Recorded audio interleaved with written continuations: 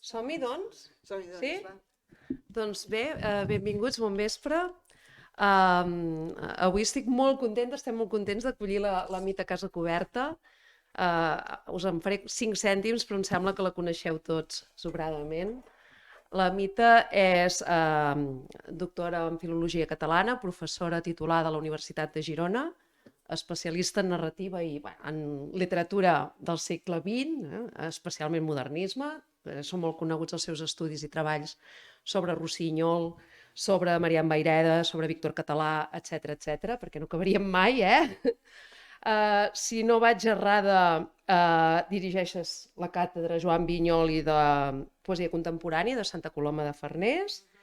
També dirigeixes la càtedra Víctor Català d'Estudis sobre el Modernisme i durant un parell d'anys vas suplir la Maria Àngela Vilallonga com a directora de la càtedra Maria Àngels Anglada Carles Fages de Climent de Patrimoni Literari. A part d'això, evidentment, estàs fent moltes feines de divulgació, ets col·laboradora habitual de revistes com l'Avenç, la revista de Girona, has publicat a Els Marges, a Serra d'Or i un llarg, etc. També has col·laborat en obres col·lectives i, evidentment, la teva tasca docent és sobradament coneguda i algunes de les aquí presents n'hem pogut gaudir. D'acord? Bé, doncs ens fa molta il·lusió que avui ens vinguis a parlar de Lluís Domènech i Muntaner. Aquest any se celebra l'any Domènech i Muntaner, però no ens parlaràs del Domènech i Muntaner, crec, més conegut públicament, no? L'arquitecte, sinó del Domènech i Muntaner pensador. No sé, abans ens comentaves que potser havies preparat una conferència molt acadèmica o molt seriosa, o no sé com t'ho has fet anar, però jo crec que tots els que venim disposats. Molt pesada. Pesada.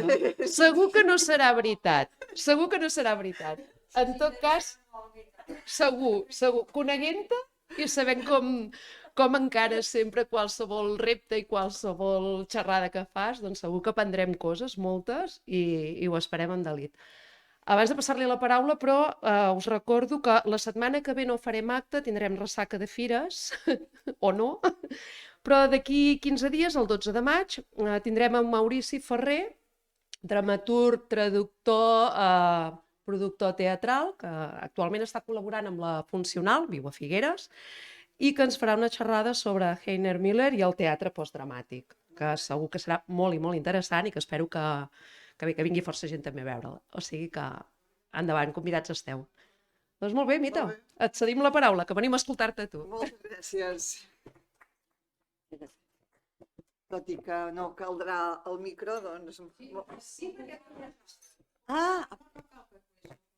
D'acord. Això no ho sabia. Fantàstic, d'acord. Doncs així em portaré bé. Doncs moltíssimes gràcies, estic molt contenta de ser aquí, ja sabeu que sempre que puc vinc a Atenea. Jo espero que algun dia puguem tornar al Casino Menestral, perquè fa com 30 anys que ho estic esperant. No sé, ara estic exagerant, però recordo els primers temps que venia, que anàvem allà i sempre penso, a veure si ja hi podem tornar.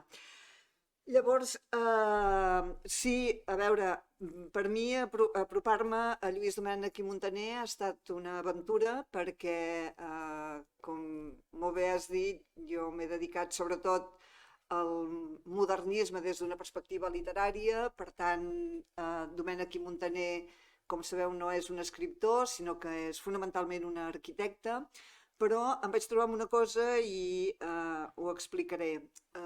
Últimament em toca de substituir Jordi Castellanos en moltes coses, cosa de la qual jo me'n sento molt, molt orgullosa, i a propòsit de l'any Domènech i Muntaner es necessitava una persona que pogués parlar de Domènech i Muntaner des de la perspectiva de la persona, del pensador, de l'ideòleg, fins i tot del polític, i la persona que li hagués tocat era Jordi Castellanos, que un dels seus últims articles havia estat un article sobre Domènech i Muntaner i els Jocs Florals, justament.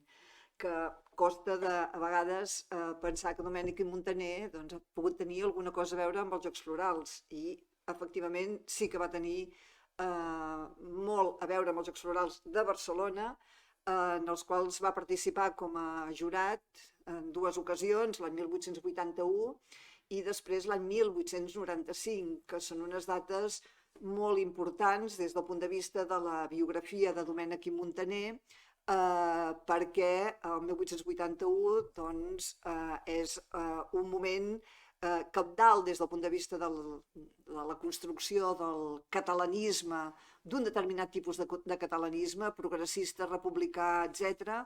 1895, diguem que és l'any que recordareu perfectament, en què Àngel Guimerà presideix l'Ateneu Barcelonès i pronuncia el primer discurs a l'Ateneu Barcelonès en català. Per tant, som ja en un altre tipus de catalanisme, el catalanisme de la Unió Catalanista, etc. Domènech i Montaner forma part d'aquest món, forma part de la construcció, podríem dir, de la cultura del catalanisme i per tant és un personatge cabdal quan l'agafes no només com a arquitecte, sinó que l'agafes com a pensador d'aquest moment que és fundacional, que és el modernisme a Catalunya i que és la construcció, per dir-ho d'alguna manera, de la idea de nació catalana en el marc del modernisme. Un modernisme que, fixeu-vos, jo el vaig a buscar altra vegada, diguem, 1868, o sigui, reculo molt. Normalment la cronologia que fem servir és 1889, 1890, 1888, etc. Últimament jo penso que el podem anar-ho a buscar molt més enrere perquè hi ha una cosa importantíssima que és la revolució del 1868, la gloriosa, i tot el que ve des de la gloriosa fins a 1873, Primera República, 1875, restauració. O sigui, aquest moment, que és un moment que normalment és difícil de tractar-lo perquè passen moltes coses, doncs jo crec que és un moment que el podem resseguir prou bé a través d'un personatge com Domènech i Montaner. Per tant, això d'alguna manera és el que m'agradaria fer. I per tant, començaria per aquí. Això ja ho tinc escrit i per tant algunes coses les llegiré, algunes coses tiraré, perquè si no seria també molt llarg. O sigui, el tema és Barcelona. El tema és la importància que té Barcelona com a metròpoli moderna, com a metròpoli mediterrània, que creix d'una manera importantíssima durant la segona meitat del segle XIX, ja ve d'abans, però sobretot durant la segona meitat del segle XIX Barcelona creix, hi ha l'enderrocament de les muralles, que a més aquest enderrocament de les muralles es fa per necessitat absolutament clara pels problemes, en primer lloc, de salubritat que hi ha a la ciutat, però sobretot també per la conflictivitat social que implica la quantitat d'indústries, de fàbriques, etc., que hi ha a la ciutat de Barcelona. Aquí, en aquesta imatge, he volgut representar Barcelona com la metròpoli moderna, i en aquest sentit seria Barcelona la ciutat monstruosa, i utilitzo aquest terme perquè és un terme que apareix constantment en la bibliografia de l'època. Segurament no amb aquest terme de monstruosa, però Barcelona és la ciutat, posteriorment, la ciutat de les bombes serà, però en aquests moments és la ciutat de les bullangues, és la ciutat de la conflictivitat social, és la ciutat que és a punt d'explotar com una olla a pressió, no? Aquesta imatge que teniu aquí, estic fent trampa, aquesta imatge és de l'any 1909, la Setmana Tràgica, però si substituïm la crema de convents pel fum de les fàbriques, doncs podria ser una imatge similar també de l'època que estic començant a treballar. I la idea és, sobre aquesta Barcelona, com es construeix la Barcelona ideal, com es construeix allò que hauria de ser, des de la perspectiva, òbviament, d'unes classes socials, que és fonamentalment la burgesia barcelonina i catalana, i, per tant, la imatge que teniu al costat és un cartell meravellós de Ramon Casas, de l'any 1909 també, que celebra el 50enari de la creació dels Jocs Florals de Barcelona. Per tant, aquí tenim un personatge al·legòric, que és al mateix temps Barcelona i la poesia, i és a través de la poesia, és a través de la cultura, és a través de l'art en general, que es construeix l'ideal al qual s'ha d'assemblar o s'hauria d'assemblar la realitat. I això ocorre ja en allò que anomenem el moviment de Renaixença. O sigui, no només passa en el noucentisme, que em sembla que això ho tenim molt clar en relació amb el noucentisme, la construcció d'aquella màscara que deia Eugeni d'Ors, sinó que ja en el moviment de Renaixença, allò que després hem conegut com el moviment de Renaixença, ja passa. Què són els Jocs Florals? En definitiva, són tal com diu Josep Maria Domingo últimament, un dispositiu monumentalitzador de la ciutat. De la mateixa manera que s'enderroquen les muralles, que es crea l'Eixample, que amb l'Eixample Cerdà es crea la quadrícula, etc. Aquest moviment és un moviment que no el trobem només a Barcelona, sinó que el trobem a les grans capitals de l'Europa de l'època i, sobretot, les ciutats industrials. O sigui, aquest és un fenomen que el trobem en les ciutats segones. Per això he posat aquí ciutat segona, perquè és Barcelona una ciutat segona en relació amb un estat que té una capital que se suposa que és la ciutat primera, però aquí hi ha una rivalitat que comença ja en aquests moments, no? Per tant, aquesta és una de les idees que volia tractar, i això és el que jo crec que podem trobar ja des de, jo aquí ho tinc escrit, tant Piferrer com Joaquim Rubió i Ors, com Víctor Balaguer, per exemple, recullen la imatge plàcida de la Barcelona envoltada de cel, mar i muntanyes de l'O de la Pàtria, el 1833. El 1833, l'O de la Pàtria, és interessantíssim veure com es parla de la ciutat de Barcelona sense que la ciutat aparegui. Només hi ha l'embolcall. Per tant, això té a veure amb una por que fa aquella ciutat i amb una voluntat d'alguna manera maquillar-la. Llavors, tant Rubió i Ors, el Gaiter de Llobregat, com Víctor Balaguer, com Piferrer, inicien el procés d'idealització d'una ciutat que ja feia uns quants anys el novel·lista barceloní José Nicasio Milà de la Roca, autor del fulletó Los Misterios de Barcelona, de l'any 1844, presenta encerclada de 3 fortaleses militars. El esplendente pabellón de Isabel II ondulaba en las elevadas astas de Montjuïc, de la Ciudadela y del fuerte de Atarazanas, destinades no pas a la defensa, sinó al control militar de la ciutat, díscola, monstruosa.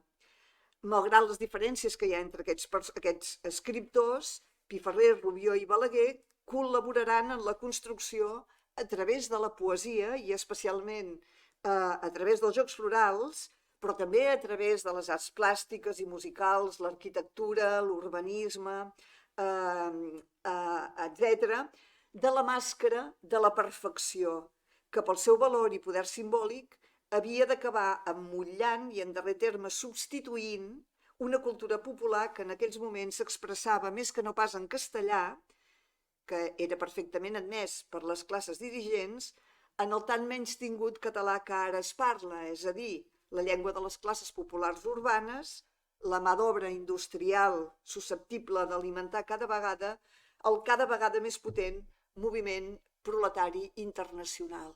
I per tant, podríem parlar de la Renaixença com d'una construcció d'una màscara, que després aquesta màscara és molt activa, i això no vol dir que sigui una invenció, no estic parlant d'una invenció, sinó d'unes estratègies que demostren fins a quin punt la cultura és important a l'hora de construir una societat, i en aquest cas una nació.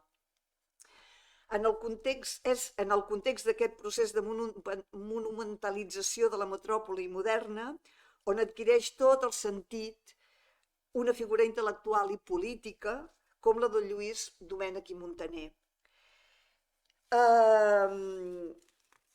I aquí és on parlarem de Lluís Domènech i Muntaner, 1849-1923, arquitecte, intel·lectual, compromès, però també intel·lectual modern. I en aquest sentit, aquest intel·lectual és un intel·lectual que sempre es trobarà a mig camí entre el compromís i allò que significa un compromís polític, de renúncia a algunes idees pròpies, per exemple, i el que considera que ha de ser la reconstrucció, la regeneració, la revitalització de Catalunya en relació amb Espanya, per tant, dintre d'Espanya. Aquesta seria una idea. I aquí el tenim, en primer lloc, en aquesta imatge en què apareix Lluís Domènech i Muntaner de jove i el retrat al carbó per Ramon Casas, quan ja és un personatge absolutament consagrat. Fa molta gràcia la primera de les imatges perquè és del moment en què Domènech i Muntaner forma part d'un grup conegut amb el nom de La Jove Catalunya. Per tant, és del grup dels Àngels Guimerà, Narcís Oller, fins i tot Jaume Collell, Jacint Verdaguer, etc., que durant els anys 60, aquests anys 60 que comentava abans, van tenir un paper molt important en relació amb la modernització d'allò que suposaven els Jocs Florals. I per tant, d'alguna forma, Domènech i Muntaner s'entén en relació amb aquest grup, amb un grup que és a la base de moltes coses i que a vegades no sabem on col·locar-los. Hi ha molt pocs estudis sobre la Jove Catalunya encara, la Margalida Tomàs és qui l'ha treballat més, i per tant jo crec que és un element important. Llavors, hem convingut a considerar que la figura de l'intel·lectual modern apareix a Europa a l'entorn de 1898, amb la presa de posició pública del novel·lista francès Émile Zola davant l'Affaire Dreyfus, escriptor de fama reconeguda que havia fet ús de la novel·la com a instrument d'anàlisi científica de la realitat de la França del Segon Imperi, a través de la saga dels Rougon-Macquart. La seva contundent denúncia de l'antisemitisme estructural que vertebrava la societat francesa amb el famós J'accuse es va convertir en una fita altament simbòlica. El gest de l'intel·lectual compromès, únicament i exclusivament amb el públic per al qual escriu, de prendre partit per un dels bàndols del conflicte que divideix i enfronta l'opinió pública francesa, marca un abans i un després a la figura de l'intel·lectual a l'Europa contemporània. Mediadora en tant que consciència crítica entre el nou poder polític sorgit de la crisi de l'antirègim i el poble sobirà, la figura de l'intel·lectual i de l'artista adquireixen un pes cada vegada més gran en la construcció d'un nou sistema econòmic, polític i social fonamentat en la idea de creixement i en la mitificació del progrés, en majúscula. Malgrat que el periodisme es configura en aquests moments com a quart poder i que l'artista, en termes generals, reivindiqui el reconeixement de la seva funció com a bàlsam i consol d'una societat materialista i prosaica, les tensions, les contradiccions i molt especialment les desil·lusions determinen les relacions conflictives entre l'intel·lectual i la societat, un dels grans temes, val a dir-ho, de la literatura europea dels segles XIX i XX. Lluís Domènech i Muntaner, doncs, com Narcís Oveller, Jacint Verdaguer, Joaquim i Marian Vayreda, Josep Yxart, Joan Cerdà, Joan Maragall, Raimon Caselles, Santiago Rossinyol, Josep Pijoan, entre tants d'altres, assumirà conscientment aquesta funció d'intel·lectual a partir del moment que s'integra a la vida activa com a arquitecte. Les circumstàncies concretes del seu compromís amb la classe social a la qual pertany són indestriables de les peculiaritats de la Constitució de l'Estat espanyol liberal, però també de l'emergència d'una nova classe social, el proletariat, cada vegada més potent i amenaçadora de l'hegemonia burgesa. I això és fonamental, crec. En aquest sentit, crec que estarem d'acord a admetre que el jove arquitecte que es llicencia a Madrid el 1873, en plena república, i que de retorn a Barcelona hi viu el cop d'estat contrarrevolucionari que obrirà l'etapa de la restauració borbònica el 1875, es compromet amb el procés de construcció del discurs regionalista que després del fracàs del federalisme republicà es convertirà en la nova alternativa a l'estat centralista i uniformador. Aquest és el paper que assumeixen com a grup els membres de la Jove Catalunya, procedents en part de la tradició republicana, s'enfronten tant a la inquietud provocada per la constatació de la força de la multitud a la revolució de 1868, la revolució aquesta va ser molt important perquè tenen plena consciència de la força d'una cosa que es diu la multitud, la massa, provocada procedents en part de la tradició republicana, s'enfronten tant a la inquietud provocada per la constatació de la força de la multitud a la revolució de 1868 com a la posterior decepció pel fracàs de l'efímera república amb un canvi de discurs que es decantarà cap a l'incipient catalanisme en el sentit regionalista del terme, acostant-se a posicions més conservadores, tradicionals i catòliques. Pensem en la connivència amb Jacint Verdaguer i Jaume Collell, per exemple, i comptant amb la complicitat de les altres regions històriques de l'estat espanyol. El primer text publicat per Domènech i Muntaner a La Renaixença, el número 10 del 28 de febrer de 1875, signat amb un altre arquitecte jove, Josep Vilaseca, és altament significatiu. Es titula Lo monument a Clavé, i és del novembre de 1874. I tal com assenyala la nota editorial que l'introdueix, diu: aquest escrit, podem llegir, a La Renaixença, lleugerament modificat per sus mateixos autors, acompanyava el plànol presentat a l'Ocertamen per erigir un monument a Anselm Clavé i que fou Luca Maresquer l'hora d'ésser l'elegit pel jurat.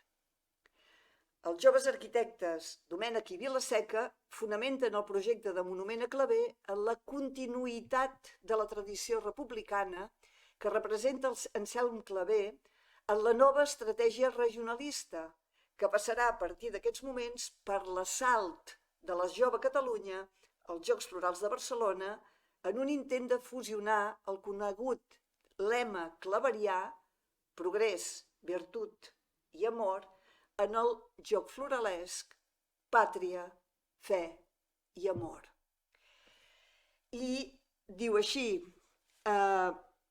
deixa atmosfera, el calor del taller, a l'impuls del treball i de l'amor a la pàtria, naix l'Eugeni d'en Clavé. Quan una nació o una encontrada sent batre per tot un mateix cor, quan és la mateixa se saba, la poesia i la música venen a mostrar l'ullaç que a tots uneix com l'expressió més pura i més comprensible de tots sus sentiments. És a dir, el fet que una de les primeres obres de Domènech i Muntaner, juntament amb Josep Vilaseca, sigui un monument a Clavé, és a dir, és un projecte que presenten en un certamen i el guanyen, però és molt interessant perquè és com un procés de substitució, és com una forma de substitució, d'assimilació, en primer lloc, i substitució del que és la cultura republicana per la cultura regionalista. I, si us hi fixeu, quan una nació o una encontrada, la construcció, i aquí tenim el Panteó d'en Clavé, es va fer, òbviament, és el cementiri del Poble Nou de Barcelona, i a l'anterior imatge havia posat a la coberta de la Llumenera de Nova York de l'any 1877, del gener, perquè és el dibuix que representa el monument tal i com el van dissenyar, i aquí tenim el monument tal com va quedar després de la restauració que se'n va fer ja en el segle XX. És a dir, del monument, és a dir, del que va fer Domènech i Muntaner ja no queda absolutament res perquè només en queda el bust, que és d'un escultor, que és en Manel Foixà. Però en qualsevol cas és interessant veure aquesta primera obra o primerenca obra de Domènech i Muntaner. En el rerefons d'aquesta substitució, no oblidem, hi ha un intent de control social a través de l'acció cultural que Domènech i Vilaseca situen en el centre de la construcció d'un monument que ha de contribuir, diuen, a la civilització de la ciutat. Quin és el valor simbòlic de la creació dels cors Clavé? L'acció civilitzadora. O sigui, estan destinats a crear grups de persones que comparteixen el cant, però sobretot són grups d'obrers que mentre canten no van a la taverna. O sigui, aquesta és la qüestió també. La civilització, terme que vertebrarà d'una punta a l'altra l'obra escrita de Domènech i Muntaner, rau en la dignificació del treball i, per tant, de l'obrer, i la canalització cap a la producció industrial i l'activitat econòmica d'una energia que l'estat centralista, amb la seva equivocada gestió política, no fa sinó afeblir. I això ho explica molt bé Domènech i Muntaner en un article que es titula La qüestió catalana, publicat en una revista de Madrid que es titula La lectura l'any 1902 i que després va recollir el mateix Domènech a Estudis polítics, que és un dels volums d'aquesta col·lecció tan important de l'avenç, que són aquells llibrets petits i de color taronja. I em sembla que en aquest text podem entendre el que he comentat abans. O sigui, hi ha una energia a Catalunya que és l'energia del treball, però aquesta energia no es pot canalitzar bé des del punt de vista de Domènech i Muntaner, i no només d'ell, sinó del grup que representa, perquè hi ha un estat que no ajuda, no contribueix a canalitzar-la, aquesta energia. I per això diu, al final d'aquest article, que són tots molt llargs i molt interessants d'altra banda, Per sobre de tot, aspira Catalunya a conservar i enaltir la seva personalitat i la llengua, que és el seu signe de manifestació exterior. Però recordem, quina llengua? La dels Jocs Florals, no la del català que ara es parla. Quina ciutat? La ideal, la Barcelona ideal, no la Barcelona monstruosa. Ells són perfectament conscients que estan modificant la ciutat. I Domènech i Montaner ho fa també a través de l'urbanisme i a través, òbviament, de l'arquitectura. Per tant, ideologia per una banda i arquitectura per l'altra. Tot el que contra això s'intenti és ja avui perfectament inútil. Caldria per a això la destrucció completa del poble. Som 1902, per tant ja s'ha produït una evolució des del 1874-75 que comentàvem fins ara, doncs en aquest moment Domènech i Montaner, de fet, en aquest moment ja s'ha compromès amb la Lliga Regionalista. Per tant, és allò, acció. No demana Catalunya a la penúria de l'Estat ni a les regions més pobres que ella sacrificis per a obtenir les millores que necessita.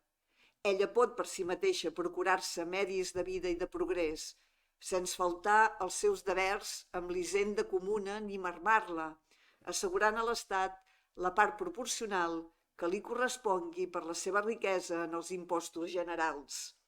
Emperò sí necessita administrar-la per si mateixa, per a que així li permeti desenrotllar-la en el seu interior, per aplicar els seus majors rendiments al progrés del país, el qual un altre dia hauria de resultar en profit general de l'Estat i de la seva hisenda. La satisfacció de les aspiracions de Catalunya implica un sistema de diferenciació en la construcció de l'Estat.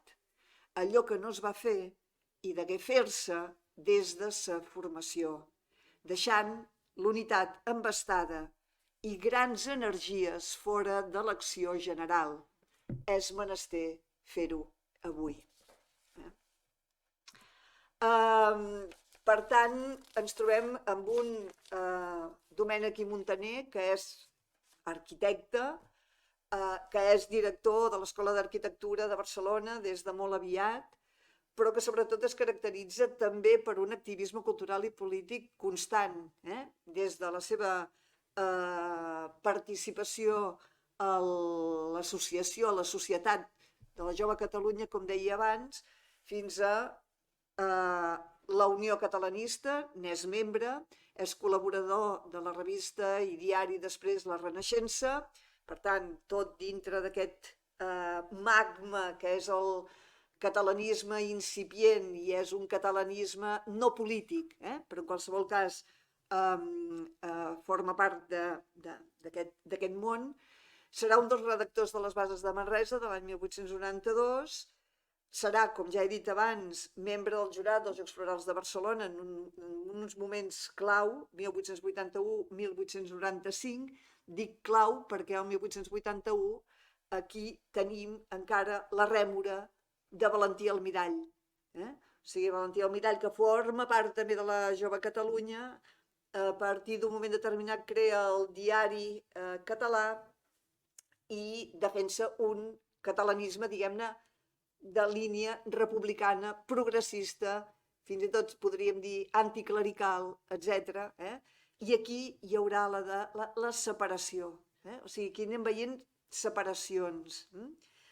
Serà en nombroses ocasions Domènech i Montaner president de l'Ateneu Barcelonès, amb el que implica, de construcció d'un discurs públic, col·laborador finalment de la Veu de Catalunya ja diari, ja dintre del món de la Lliga Regionalista i d'Enric Prat de la Riba, i formarà part de la candidatura dels 4 presidents en el moment de construcció de la Lliga Regionalista com a partit polític i quan comença a formar part o a presentar-se a les eleccions.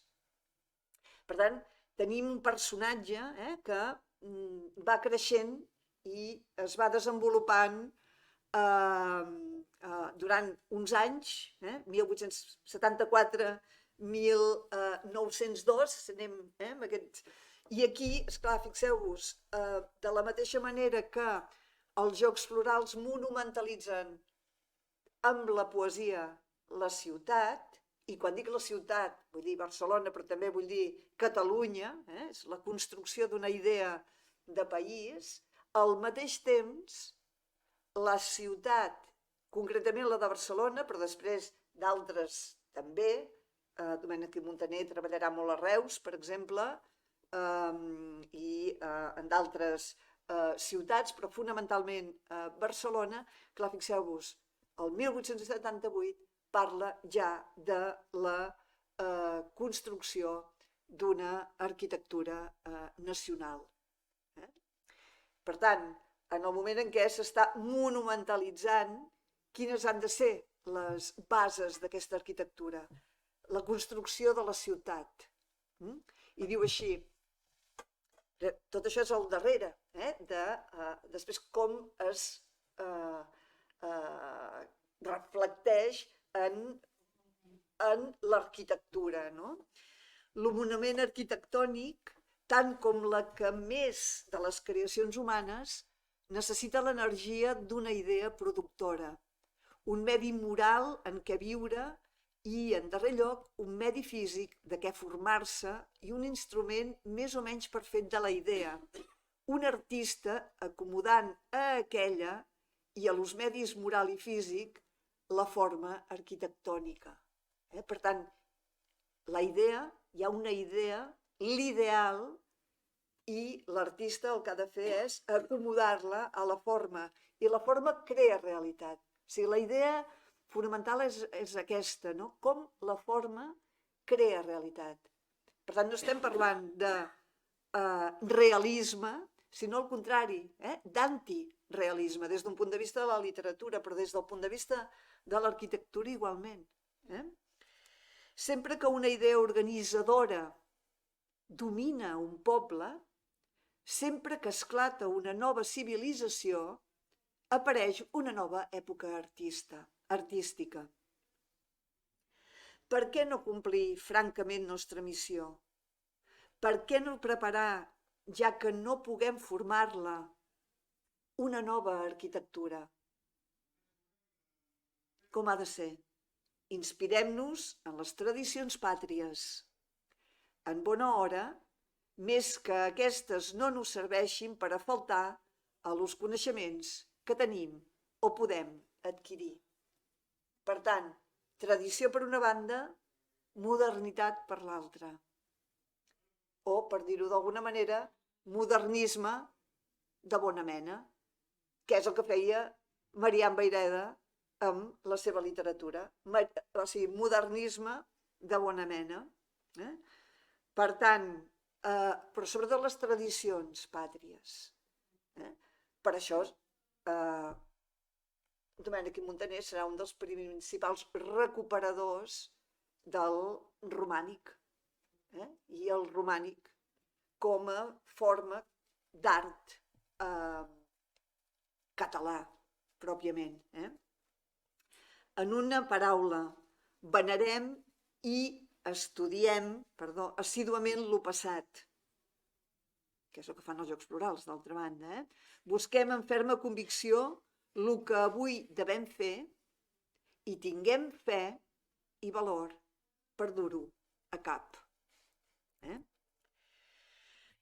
I això ens porta, si aquest article en busca d'una arquitectura nacional publicat a la Renaixença, el 1878, en tenim un altre de meravellós que es titula La Reforma de Barcelona, publicat a l'Ur Renaixement el 1879. L'Ur Renaixement és la Renaixença també, però com que havien prohibit la publicació, doncs que canvien el nom. I per tant l'Ur Renaixement és el que, quan hi ha alguna prohibició, doncs és el Renaixement. Però és molt interessant perquè, és clar, aquí hi ha el germen del que serà la gran reforma de Barcelona que culminarà el 1908 amb l'obertura de la Via Laietana. I Domènec i Muntaner en serà un dels factòtums. Per tant, és, crec, molt interessant perquè Domènec i Muntaner justificarà la destrucció d'una part de la ciutat i diu, malgrat que causi en l'esperit una pena de naturalesa anàloga a la mort dels sers que havem estimat, en nom d'un ideal de regeneració, de progrés i de futur. És el mateix que passa a França amb els grans bulevards i amb l'obertura dels grans bulevards.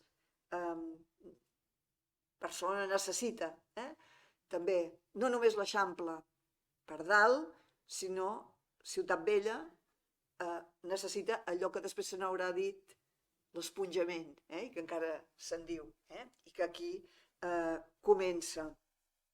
I diu així, quan un poble com el nostre, tan amant de ses tradicions i tan pràctic en l'administració de sus interessos, accedeix i demana amb un ànim acord la reconstrucció de la millor finca de la pairal heretat, i quan això deu costar-li immensos sacrificis materials, posant com a flotants i per tant poc segurs capitals que fins ara estan modesta però tranquil·lament explotats, està fora de discussió la necessitat que a tant l'obliga. Honra gran serà per l'actual generació si sap entregar als temps veniders, al lloc de la humil Barcelona, una altra bellament disposta i orgullosament ornada amb les tradicionals joies que l'art de sos fills ha treballat en totes èpoques per a complaure a son esperit sempre jove i a sa activitat sempre renaixent. Això és el somni de la Barcelona a venir, concebut, diu, junt al caliu d'aquella en altres temps envejada llar pàtria, i comptat els que encara carinyosament s'hi apleguen esperant veure revifar-se l'antiga esplendent foguera. És una síntesi de modernitat i de tradició. I busca el progrés, però fonamentalment el que busca és la pau social. I aquí podríem començar a veure com el que són les creacions pròpiament arquitectòniques de Domènec i Muntaner. I aquí tenim l'editorial Muntaner i Simón, 1880-1883, la síntesi de modernitat i tradició, materials molt moderns i al costat una simbologia que és tradicional. O sigui que sempre l'element simbòlic forma part de la construcció dels edificis, que no comentaré perquè no sé arquitectura i per tant això és... El que és interessant és els projectes que fa la reforma de la Casa de la Ciutat, que és el Saló de Cent, el 1888. Esclar, treballa molt el 1888 amb l'exposició universal i, per tant, amb la reurbanització de tota la zona de l'exposició, per tant, tota la zona des de l'Arc de Triomf, el mar, amb el Parc de la Ciutadella, que, per tant, recordeu aquella citació que he fet al començament de Los Misterios de Barcelona, d'una ciutat que està vigilada per 3 nuclis militars i aquí, clar, hi ha la substitució de la caserna militar de la Ciutadella per l'espai de l'exposició universal i és simbòlicament importantíssim, però també hi ha la reforma de la Casa de la Ciutat, perquè el somni de Domènech i Montaner, a més és un somni, és un ideal, era unir allà on hi ha la Generalitat, per tant, el Palau de la Diputació del General i l'Ajuntament, era fer una gran plaça amb els dos edificis gairebé units, i amb una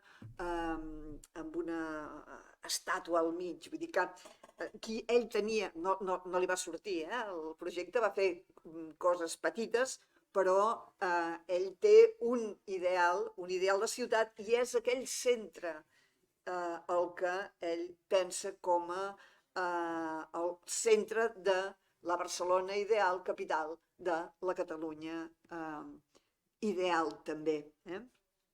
Bé, és l'autor del Gran Hotel Internacional, que també forma part de la urbanització de l'espai de l'exposició universal, que ja no existeix. Alguns d'aquests edificis van ser enderrocats després de l'exposició, i aquí tenim el Castell dels Tres Dragons, que finalment es va convertir en el taller de Domènech i Montaner, i que en aquests moments està en un estat deplorable allà a l'inici del parc de la Ciutadella. I és una gran llàstima, però bé, en qualsevol cas, una altra obra que va fer és a la Casa Taller de Josep Tomàs, el 1895. El remarco perquè aquest personatge, Tomàs, és una peça importantíssima des del punt de vista de l'edició del modernisme gràfic. La Casa Tomàs és el que publica, per exemple, els grans llibres de Rossinyol, els llibres d'art, l'art total. Els Jardins d'Espanya són de la Casa Tomàs. És un edifici que no té res a veure amb el que és ara, perquè en aquests moments la Casa Tomàs té 4 pisos per damunt, però és molt interessant veure el vincle que s'estableix entre tots aquests personatges que, de fet, treballen tots per una mateixa idea. És la construcció d'una ciutat, una ciutat en majúscules. Que estic utilitzant un llenguatge que és molt del noucentisme, però perquè veiem que el noucentisme no és un bolet, i que el noucentisme el que fa d'alguna forma és seleccionar ideològicament i políticament tota una sèrie d'idees que no venen tampoc d'allò que considerem el modernisme, sinó que venen més enllà. Per això deia, ostres, parlem del modernisme com un període més ampli, no? Perquè em sembla interessant mostrar les continuïtats. Aquesta obra és de l'any 1895. Durant tots aquests anys Domènech i Montaner treballa com a arquitecte, òbviament, però a més hi ha un moment fonamental, i és el compromís que establirà amb la Lliga Regionalista, sobretot a partir de 1901-1902. I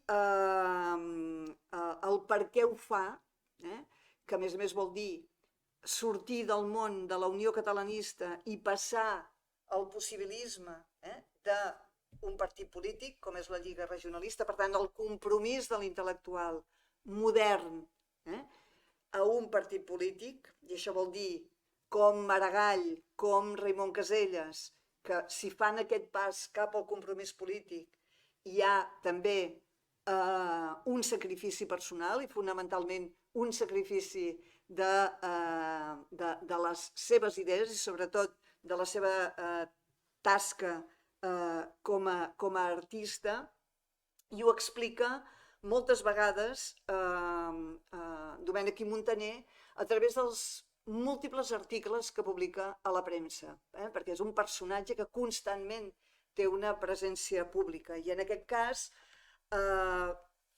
un dels seus referents és el doctor Robert i en un article d'homenatge publicat a La Veu de Catalunya el 4 de maig de 1903, entre altres coses, diu això: la desorientació del país i del govern en la desfeta, està parlant de la desfeta de 1898, no hem parlat de 1898 i de la guerra i de tot el que significa, però em sembla que és també fonamental, la desorientació del país i del govern en la desfeta, la desmoralització general, el títol era Optimisme i pessimisme, la desmoralització general exposa la necessitat de noves orientacions, de treball assidu, d'estudis serios, d'administració zelosa, activa, senyala el camí de civilització. Reclama per a Catalunya medis, llibertat d'acció, per poder moure fructuosament les seves forces i energies. És realment la terra nostra que alena per sa boca. Està parlant del doctor Robert i de la participació del doctor Robert en la política. Val a dir que després d'aquestes paraules, Domènec i Montaner farà una referència, tot i que estem parlant de 1903 i en aquest moment ell està plenament compromès amb la Lliga Regionalista, fa una referència ja als problemes que suposa involucrar-se en la política, sobretot pel que hi ha del joc polític, perquè aquí acabarem malament, és a dir, acabarem amb una desil·lusió, amb una decepció en relació amb el que implica la política, sobretot, com veurem, a partir de 1904, que és la data que he posat aquí i que trobarem d'aquí a un moment. I mentrestant continua treballant, i aquí tenim la Casa Lleó Morera, que abans hem comentat. Són dues imatges, una de les quals amb les cariàtides que després van desaparèixer durant els anys 20, perquè tota aquesta decoració modernista doncs, va ser considerada lletgíssima i per tant doncs, que s'havia d'eliminar, sobretot en els anys 20, per tant en aquells anys del, diguem-ne, noucentisme, però aquí la tenim, les úniques cariàtides que queden de Domènec i Montaner són a Olot, no li posaré, no l'hi he posat, però bé, sapigueu que hi ha la Casa Solà Morales que Domènec i Montaner va fer una reforma i que es mantenen les dues senyores allà molt ben posades. I la Casa Lleó Morera, que forma part de la Mansana de la Discòrdia, que en diuen, o que en deien a Barcelona, on hi ha també Puig i Cadafalch i Gaudí tot seguit, no? Per tant, la Casa Lleó Morera el 1202-1905, l'Hospital de la Santa Creu, que comença també el 1902 i que s'allarga la construcció d'aquest recinte. Fixeu-vos el dibuix, el croquis, tal com està dibuixat, i després la imatge actual dels pavellons de l'entrada de l'Hospital de Sant Pau. Per tant, fixeu-vos què significa, de la mateixa manera que a través de la literatura, a través de la poesia es construeix la imatge, una imatge de la realitat, s'aplica a través de l'arquitectura, com una forma de pacificació, podríem dir-ne, de la ciutat. I el Palau de la Música, que també va ser molt criticat durant els anys 20 i és el que ja coneixem, que a més a més 1904-1909 en uns moments en què Domènec i Montaner s'està ja separant de la Lliga Regionalista. Per un motiu que veurem tot seguit. Aquí hi ha dues imatges més del Palau de la Música, una imatge en què encara no hi ha l'escultura de Miquel Blai, que sí que la veiem en la següent imatge, i que esclar, és la casa de l'Orfeó Català, per tant, d'alguna forma retorna als inicis, allò que dèiem d'en Clavé, i per tant aquell procés de substitució, diguem que aquí ja és plenament l'entronització del cant coral i per tant de l'Orfeó Català i per tant d'un catalanisme diguem-ne de bona mena també, com dèiem abans. I això es veu molt malament, però és el que he trobat en la Fundació Domènec i Montaner. Tenen una pàgina web que us aconsello perquè hi ha tota l'obra i molt ben documentada, molt ben catalogada. En relació amb l'obertura de la Via Laietana pràcticament no hi havia res, hi havia aquesta imatge, però clar, el que significa l'obertura de la Via Laietana 1908-1909, ja veieu que és un gran projecte que ell ja tenia pensat des de 1878-1879 i que finalment doncs, porta a terme amb tots els problemes que això va comportar. Aquesta és la casa Fuster dels Jardinets de Gràcia, en aquests moments un hotel, també el 1908-1911, aquesta és una postal molt representativa, i anem cap a la desafecció política, i per tant el 1904, he anat remarcant el 1904, la desafecció de la política en relació amb Domènec i Montaner té a veure fonamentalment amb un fet que afecta també molt Joan Maragall. I aquest fet té a veure amb la visita del rei a Barcelona. La Lliga Regionalista decideix que no assistirà a la recepció reial. Però, després d'haver pres aquest acord, hi ha una part dels polítics de la Lliga, encapçalats per Francesc Cambó, que canvien de parer i que, per tant, van a retre homenatge, reconeixement, tot i que amb un memorial de greuges, per dir-ho d'alguna manera, en el rei, no? I aleshores aquí és quan no només Domènec i Montaner, sinó tota una sèrie de polítics que se senten estafats en relació amb el que fa Cambó, que són la colla de polítics més progressistes. La Lliga Regionalista és un projecte que ha intentat d'unir els diferents catalanismes. Doncs en aquest moment és quan hi ha una primera gran escissió en relació amb la Lliga.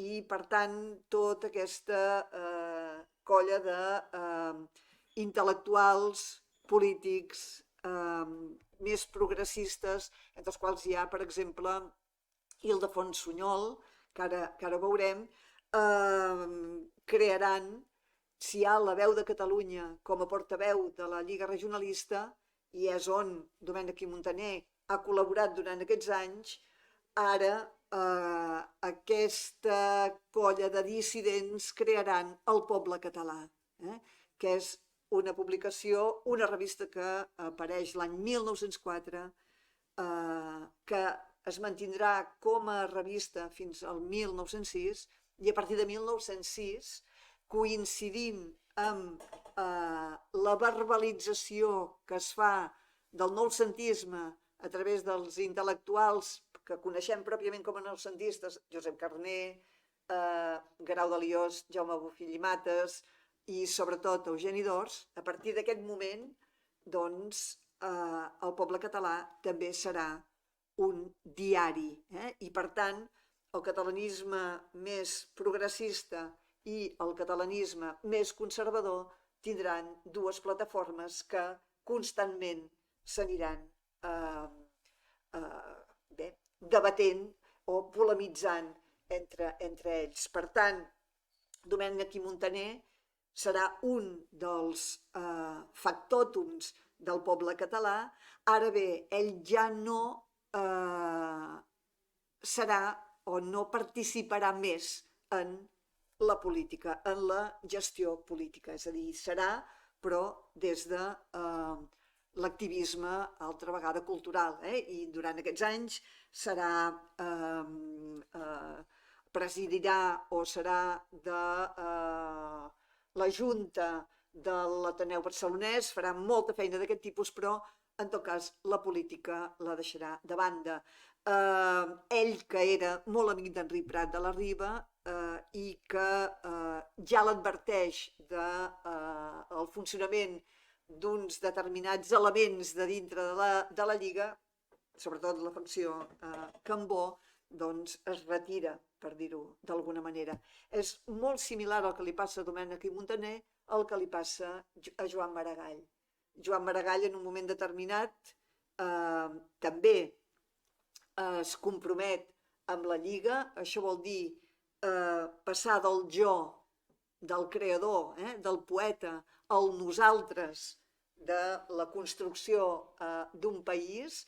A Maragall se li demanarà, Prat de la Riba, a través de Josep Pijoan, se li demanarà que encapçali una de les llistes electorals pel Congrés de Madrid. Això serà l'any 1905. Després de pensar-s'ho molt, Maragall dirà que no, perquè no vol trair o no vol trair constantment i totalment la seva faceta com a poeta i com a artista, i a partir d'aquest moment, i quan comenci a construir-se el discurs del noucentisme, tota aquesta gent, Maragall, Domènec i Muntaner, etc., seran posats al cantó dels vells, dels vuitcentistes. O sigui, per tant, hi haurà un procés, diguem-ne, de bandejament de tota aquesta gent. Clar, això afecta molt directament també Domènec i Muntaner. I és interessant, en aquest cas, veure, qui comença aquesta idea de la desafecció de la política. Abans, quan parlava del doctor Robert, ja advertia sobre els perills del compromís polític, i aquí d'alguna manera continua i diu, parla concretament del taller que és el Castell dels Tres Dragons, i ho fa a propòsit de la mort d'Antoni Maria Gallissà, que és també un dels personatges que forma part de la colla d'arquitectes que treballa en el taller de Domènec i Muntaner. I diu així: dels tallers del restaurant del Parc no en va sortir solament treball d'art i artistes, ne va sortir una cosa que ha donat més que dir, les bases de Manresa. I potser en Gallissà hi tenia, anònimament per suposat, més col·laboració que molts altres que hi figuren com a autors. En aquells tallers ens hi reuníem amb l'Antoni Aulèstia, en Prat de la Riba, per a fer-ne la redacció definitiva. I ja des de llavors, en Gallissà prengué part en totes les empreses del catalanisme.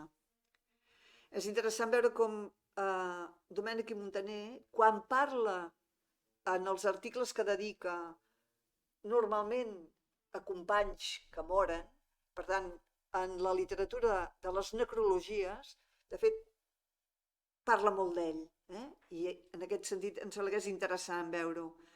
Diu, quan l'Assemblea de la Unió Catalanista a Reus, com a arquitecte, li varen confiar un treball sobre la conservació i restauració de monuments a Catalunya, li va resultar de més treball de sana política i bella literatura. L'any següent, a Balaguer, commovia a tota l'assemblea amb un hermós discurs, inèdit encara avui, sobre l'esperit de germanor dels gremis. Treball d'amor i humanitat per l'obrer, que arrencà llàgrimes al barrejat auditori. L'any següent, a Olot, tornava a tenir un altre èxit i, no obstant, deixa d'escriure perquè no podia fer-ho per sobre de sinceritat. Se li varen demanar sèries d'articles. El primer fou molt ben rebut, però parlava molt clar sobre els defectes de les nostres classes acomodades. El segon estava millor encara, però no es va publicar. Pensem també en la relació que Maragall va tenir després, començat amb unes imatges del 1909, la Setmana Tràgica, etc. Maragall també va escriure alguns articles que no li varen ser publicats. A mi mateix me varen encarregar, a mi mateix, Domènech i Muntaner, de tornar-li. Estava millor, però era segura sangria de baixes per al periòdic. El respectable públic no la vol la veritat. El poble soberà és el rei més vanitós i que més se deixa comprar per l'adulació. No la perdona la veritat, aquest rei dèspota, polifàlic. I, finalment, la decepció de l'intel·lectual i, per tant, l'antinoucentisme declarat de Domènech i Muntaner. I ja, sobretot, va a partir de... Si a 1904 hi ha la separació de la Lliga i entrant al poble català, doncs el seu discurs antinoucentista abans del noucentisme el comparteix, per exemple, amb gent com Santiago Rossinyol. I, per tant, això ho anem trobant. Domènech i Muntaner morirà l'any 1923, al desembre. Veurà, per tant, l'evolució del noucentisme i veurà com aquells problemes que ell havia detectat i que apareixen en tots els seus articles i en la seva actuació pública doncs s'acaba convertint en un cop d'estat i en una dictadura. Per tant, és molt interessant veure què passa durant tots aquests anys com a antinoucentista de Domènech i Muntaner. I diu així, ho fa a partir d'un altre article que es titula L'apartament d'Ildefons Sunyol. Per tant, un d'aquests polítics importants de la Lliga Regionalista que se separarà de la Lliga el 1904 amb motiu de les Reials Jornades, per tant aquest és un moment fonamental, i com se l'aparta, que és una manera d'explicar també com se l'aparta ell. I diu, se cansa el nostre poble d'una acció sèria i serena, llarga i porfiada. La majoria prefereix l'agitació sorollosa, passatgera i variable, d'objectius aparatosos, mai assolits. Satisfacció d'odis socials i de partits, les votacions negatives contra tal home o tal classe social i, sobretot en la política, el càncer sacrifici llarg i costós per a la lliberació d'una raça. Més aviat hi pretén la momentània satisfacció a les seves necessitats, vanitats i egoisme privats, i segueix més els aventurers que els hi satisfaran sense escrúpol a costa de la comú hisenda que a l'home recte que en ve del comú havia de negar-los-hi. Tantes vegades com s'ha plantejat l'elecció del poble entre en Sunyol i els professionals de l'agitació, la majoria s'apartà d'en Sunyol i seguí els aventurers. El nostre poble fa grans els reis i els pobles saber elegir els homes que han de dirigir-los. És comú lamentació de pobles degenerats, la de falta d'homes que els redimeixin. Entre totes les multituds distribueix la providencial naturalesa porció semblant d'homes de cor i d'intel·ligència. Si el medi és favorable, s'alcen ells al cap del seu poble per a dirigir-lo.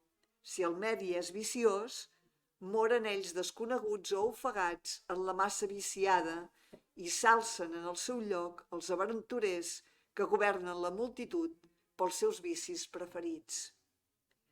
Per suprema i moralitzadora sentència universal, els pobles que sacrifiquen els homes, en majúscula, que havien de redimir-los, estan condemnats, per rics que sien i poderosos que semblin, a subjecció i a ésser dissolts o errants en nacions a ells estranyes. 1915, per tant, un article que ell escriu sobre Ildefons Sunyol, però que hi projecta, com deia, tota una crítica cap a una determinada manera de plantejar la política i també plantejar tot allò que fins ara ell ha defensat, que és la cultura, la construcció de la cultura, sobretot perquè aquí hi ha tota una sèrie d'intel·lectuals, arquitectes, poetes, artistes, etc., que es veuen apartats, marginats, i aquesta és la història o una de les moltes històries que podríem explicar de Lluís Domènech i Muntaner, des de l'optimisme regeneracionista dels primers anys de la joventut de la jove Catalunya, passant per tota l'evolució que culmina com la seva vida amb el primer cop d'estat i per tant la primera dictadura de l'any del segle XX a Espanya. I moltes gràcies.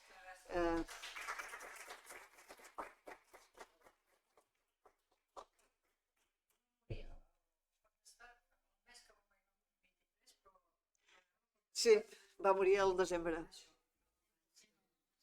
Sí, el va veure. Sí, estava ja molt apartat, però efectivament el va veure. Sí. I és molt interessant aquesta cronologia d'ell, del 45 al 23, que va paral·lela a l'evolució, a la construcció de Barcelona i en Barcelona d'una idea de nació.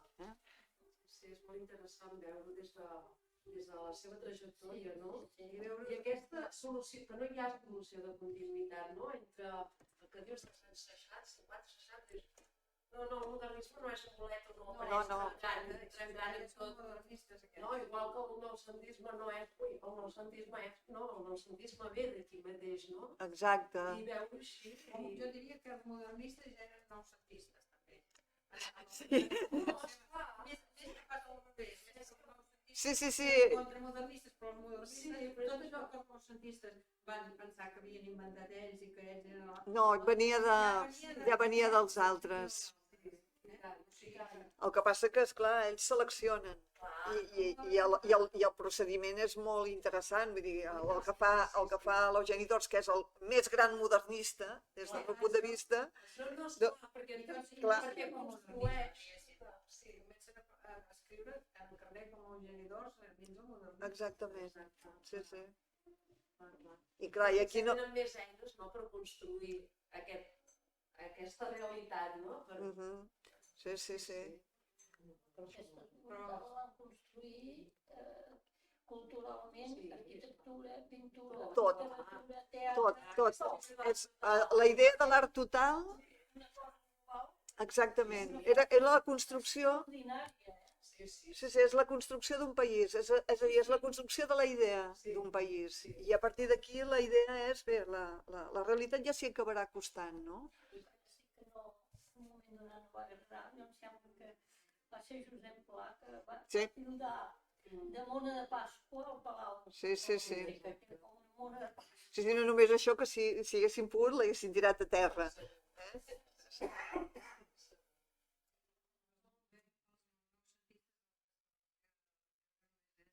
El plantejament que van fer, sobretot en el terreny de la literatura, que es digui creixement. No, és amb la literatura, és amb l'art, és amb l'arquitectura, és en general. Perquè personalment havien de patir molt aquests modernistes, no? Doncs varen patir força. Des de la literatura catalana, perquè és clar, No, és... El plantejament, el bandejament de la nova generació, que havien... Però clar, és un bandejament que a més té una base política i per tant, clar, vull dir, aquí hi ha un partit que arriba a les diputacions, que arriba als ajuntaments, que per tant té un pressupost i per tant vol dir que aquests artistes, intel·lectuals, etc., no poden treballar, per exemple, perquè és que és una qüestió així. I després hi ha les qüestions, diguem-ne, més personals, perquè un cas com el de Raimon Casellas fa el pas també cap a la Veu de Catalunya, cap a la Lliga Regionalista, és un dels personatges que de fet és el cap de redacció i per tant és un dels que censura, perquè hi ha censura, o sigui, tant en el temps de l'Enric Prat de la Riba com posteriorment i encara potser més. Per tant, hi ha articles que no passen i aleshores el Raimon Casellas es troba com en Maragall, com tota aquesta gent que els que s'autoanomenen joves doncs li posen la creu, però és que des de dintre mateix de la Veu de Catalunya. A veure, evidentment quan hi ha suïcidis, els suïcidis sempre tenen molts motius, però en Raimon Casellas el 1910, perdó, se suïcida. Maragall mor als 50 anys. En Josep Pijoan, que és molt espavilat, toca el 2. I ja no torna més. O sigui, fixeu-vos la quantitat de persones que són molt importants i que els deixem moltes vegades enmig de la seva trajectòria, que marxen. En Torres Garcia, que és qui fa els murals del Palau de la Diputació, si no recordo malament, doncs se'n va per cames i a més li tapen els murals. Vull dir que és molt interessant, perquè fixeu-vos que aquí hi ha diverses idees de país i a veure qui aconsegueix d'implantar la seva, no? I això és una de les històries que sempre anem trobant i que, clar, a mi em sorprenen encara en aquests moments. És clar, i Domènec i Montaner té això, que és un arquitecte, però al darrere de la seva arquitectura hi ha tot un pensament, no? I aquest és el... Sí. Jo en altres cultures estava pensant potser. També. La francesa passa. No, també. Passa tot arreu. I aquesta és la gràcia, veure per què passa. Perquè en el fons sempre el que hi ha són idees de país.